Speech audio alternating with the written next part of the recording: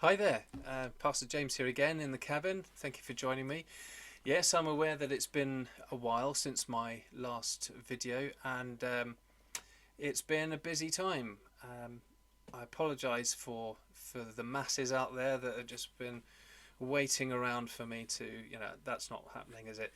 But I would like to give more time to doing this. I'm committed, and things are changing in my career, which some good things coming, and I'm going to have more time to invest in these videos, and I'm going to be doing a bit of experimenting. Um, I'm going to be putting an intro together for the videos and improving some things, tweaking things here and there, and I think you can see some good things coming on these videos. But today I want to talk about the issue of our time, or one of the issues of our time, which is climate change. Because there are a lot of mixed messages, a lot of varied opinions, and what are we to think about this, and how do we respond as Christians to climate change? How do we deal with such a worldwide issue? How do we respond to it? Is there any scripture to talk about this stuff? So I'm hoping to address that because researching this has really helped me to formulate my own response to this problem. So when I found other responses, I brought it down to four, and I'm sure there's probably more than this. But the four main responses that I've come across is this is too big an issue, being the first one. It's too big an issue for me to deal with. This is a global thing. What difference can I make to the ice caps melting? That's like nature type stuff. How is my putting rubbish away in the right bins going to make any difference? So then the idea is then that we just don't bother. Um, or another view is that this is all not true. Climate change is just a scaremongering hoax. That we shouldn't take it seriously because the scientists themselves are not taking it seriously. They're divided on this. There are some which are championing this and saying that we need to act now, otherwise it's going to be too late. And then we can see that in the media we see the scientists that are being wheeled out to say, hold on, this is all lies, there's no evidence to support it, it's part of the world's natural cycle. And when I looked into that particular thing, because this is interesting, some would say, well, it's 50-50, that scientists are divided on it. But actually, when I'm looking into it, I found that it's more 97%, that's a very specific number, but 97% to 3. So it's a very small minority of scientists that are actually against the view that there is such a thing, such an issue. So that leaves a whole large percentage of scientists that are taking it seriously, that they've researched it and they found evidence, and they're bringing it to the public. But of course, the media being the media, they want to have a counter argument to everything. So then I think sometimes that confuses the issue. I think people should make up their own minds, but they do need to see the evidence. And I think we see the evidence around us in our weather and the way the weather is behaving. But that's the second viewpoint, that it's not true. The third one is more of the Christian-based one, that God's going to renew this world anyway, so why should we bother? Everything that we see around us, it's going to deteriorate and it's going to be destroyed, and then God's going to make a new one for us to live in. So therefore, why should we really care about the world? It's all in God's hands, and He's going to deal with it in the end. And I'll come back to that one. And then the fourth one, which is really interesting, which is that climate change is part of God's judgment on the world. Who are we to interfere with God's purposes? And there is some truth in that, but I don't think we should say who are we to interfere, because God's judgment on the world was about the curse because of sin, and the cause and effect of that is that our world is fallen. So it's kind of an indirect thing. Anyway, I will elaborate further on this in a moment. But does the Bible have anything to say about this issue? Can this ancient book that Christians follow have anything to shed light on this? One would assume not, because this is a current thing. And, if you imagine Jesus' ministry, I don't actually remember him saying, we need to talk about this event that's coming in years to come with climate change. So I'll just draw attention to 3 passages in the Bible. The first one from Isaiah 24, 5 to 6. This says, from the NIV, "The earth is defiled by its people. They have disobeyed the laws, violated the statutes, and broken the everlasting covenant. Therefore a curse consumes the earth. Its people must bear their guilt. Therefore earth's inhabitants are burned up, and very few are left."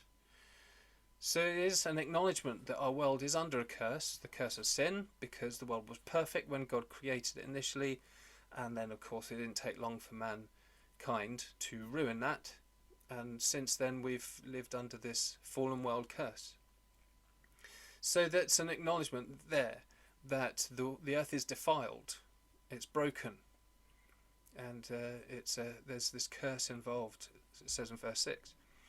So my next passage in Romans 8:19 to 22. "For the creation waits in eager expectation for the children of God to be revealed. For the creation was subjected to frustration, not by its own choice, but by the will of the one who subjected it, in hope that creation itself will be liberated from its bondage to decay and brought into the freedom and glory of the children of God.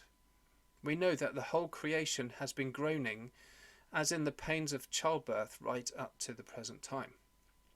So that's Romans. This is after Jesus came, died, was resurrected, and then ascended back to heaven.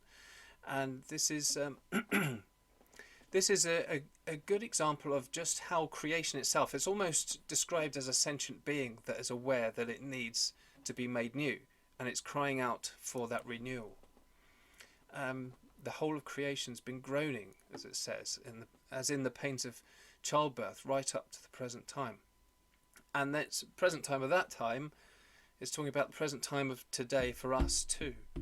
So the groaning could be seen as like a symptom of what we are seeing around us, in the way that the weather is changing and things are deteriorating. And then my final one in Psalm 46, 2 to 3. This is like a response. How do we feel? How are we supposed to feel about this? Are we to be worried about it? So it says here in Psalm 46, "Therefore we will not fear, though the earth give way, and the mountains fall into the heart of the sea, though its waters roar and foam, and the mountains quake with their surging." So that's a snapshot that I've taken out of that psalm. But it's telling us we do not need to fear this. It is an ordeal, it is a struggle, but we don't need to be afraid, because we do know that God is going to be with us in it, and he will make the world anew at the end. So what do we take from this? Apart from things I've highlighted, in summary, the earth is truly doomed. It has an expiration date on it. It's scheduled for destruction, which is really sad when you consider the beauty and the variety, just the awesomeness of creation. I've got an amazing picture here of a mountain woodland, which I'm not going to turn the camera around for you so you can see it, but it's a great tapestry, as they're called, of creation, and it gives a sense of peace and calm when we consider the beauty of creation. But we need to be aware that it's suffering along with us, and along with us it will be made new. So if this is the case, then why do we bother? Why do we bother with anything in terms of recycling and renewable energy and all of the steps that we're taking, replacing fuel-based cars with electric cars and hybrids and all that? Why should it matter? Well, this is kind of what I'm coming to here, because it helped me to see in this perspective that climate change causes people to suffer, especially in third world countries. The poor are really suffering. Rivers are drying up, which are an essential life resource. They're suffering in ways of not getting food because crops are drying up and dying.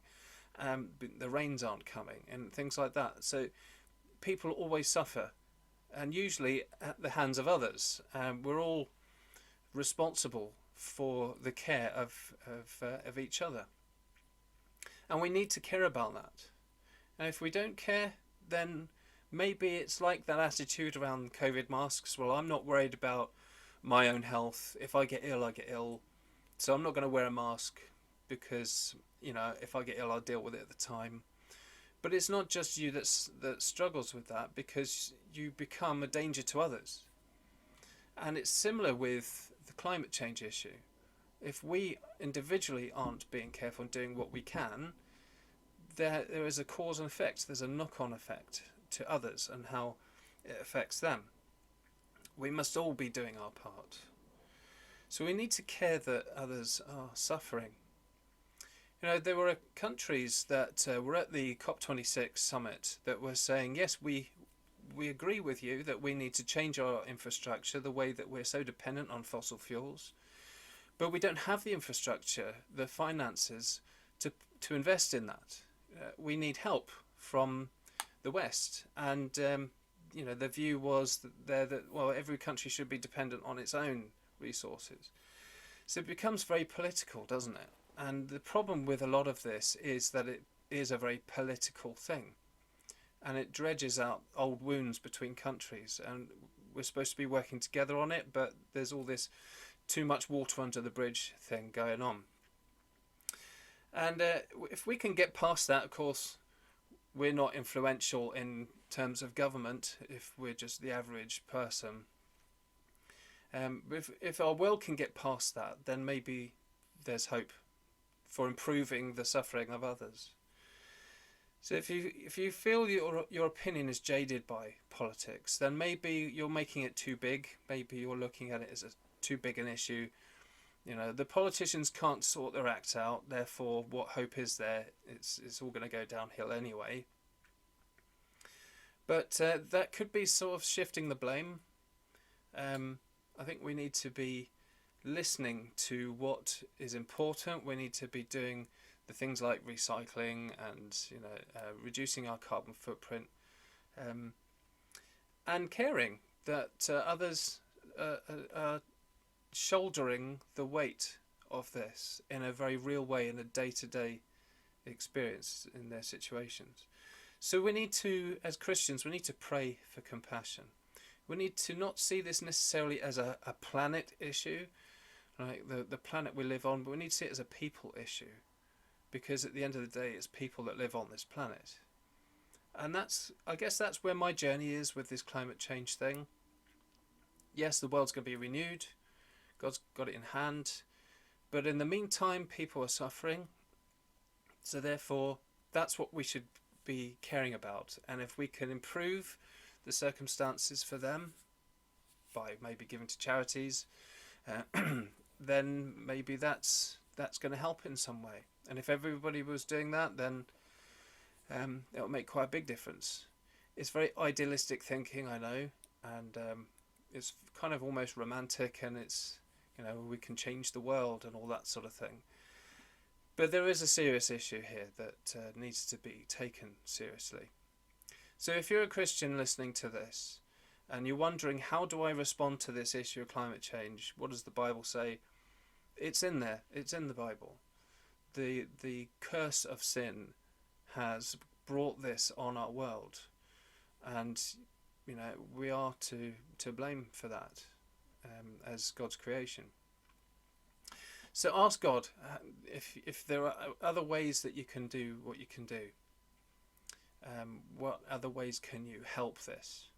And maybe I would advise you don't get too caught up in it as well, because there's a danger of fixating on this issue and getting caught up in it so much that you're not looking at the day-to-day stuff, the responsibilities that you have to your neighbours, and showing love and kindness and generosity. You can get caught up on any issue in our world, and if it dominates everything, if it pushes the other things out that are important, then that's not a good balance. So I would encourage you to consider it and make it part of your thought processes when you pray. But then do leave it with God and just keep being obedient, keep obeying Him, keep doing what you can. So I hope that's helpful. I hope I haven't waffled too much. I'm gradually losing my voice. I think it's the cold. It gets a bit chilly in here. But I hope that I've made sense at least. So I'll see you next time. Have a good week. Bye now.